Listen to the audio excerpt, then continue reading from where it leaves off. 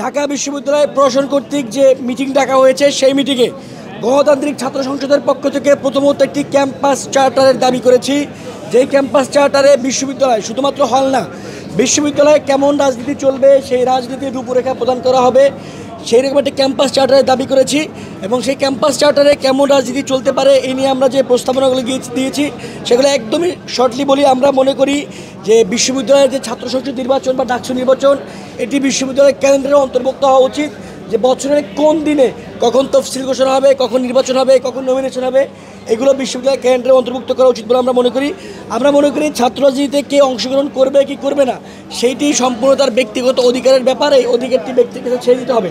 তবে বিশ্ববিদ্যালয়ের যে এখন অবস্থা, ছাত্রলীগের গত 16 বছরের রাজনীতির যে আতঙ্ক, যে ট্রমা, সেই জায়গা থেকে বাংলাদেশ গণতান্ত্রিক ছাত্র সংসদ মনে করে এই মুহূর্তে বিশ্ববিদ্যালয়ে হল কমিটি দেওয়া উচিত না, কোনো সংগঠনেরই হল কমিটি থাকা উচিত না। এটি ছাত্রদের আতঙ্ককে আরও বৃদ্ধি করবে। তার পরিবর্তে আমরা মনে করি যেখান থেকে এই হলগুলোতে আতঙ্ক শুরু হতো সেটি হচ্ছে সিটের ব্যাপারে।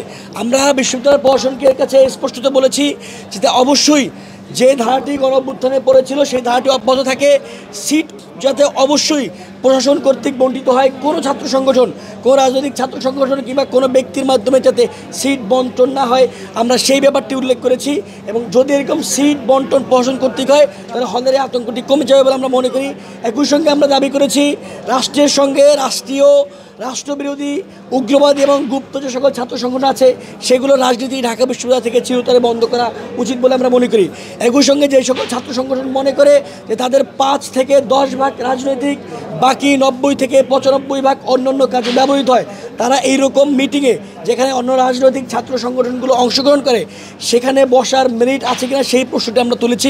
আমরা মনে করি যাদের 5 ভাগ রাজনৈতিক, এখানে যারা বসেছে তাদের সবার 100 ভাগ পুরোপুরি আমরা রাজনৈতিক, যাদের 5 ভাগ রাজনৈতিক, বাকি 90 ভাগ মানুষ গঠন করার কোচিং সেন্টার, সেই কোচিং সেন্টার আলোচনায় রাজনৈতিক ছাত্র সংগঠনগুলোর সঙ্গে বসতে পারে কিনা, সেই মেরিট আছে কিনা সেই ব্যাপারটি আমরা বিশ্ববিদ্যালয়ের কাছে প্রশ্ন তুলেছি। একই সঙ্গে আমরা প্রশ্ন তুলেছি যে যেভাবে বিশ্ববিদ্যালয়ে অনেক গুপ্ত সংগঠন নামে বেনামে সামাজিক সাংস্কৃতিক সংগঠন খুলে তারা রাজনৈতিক এজেন্ডা বাস্তবায়ন করছেন এবং সেগুলোকে প্যাট্রন করা হয় ওপেনে কোনো একটি রাজনৈতিক ছাত্র সংগঠন দ্বারা, এই সকল সামাজিক সাংস্কৃতিক সংগঠনের ব্যাপারে আমরা বিশ্ববিদ্যালয়ের দৃষ্টিতে অনুরোধ করেছি। আমরা বলেছি যে রেজিস্টার্ড যে সকল সামাজিক সাংস্কৃতিক সংগঠন থাকবে তারাই কেবলমাত্র বিশ্ববিদ্যালয়ের কার্যক্রম পরিচালনা করবে, অন্য কেউ পরিচালনা করতে পারবে না।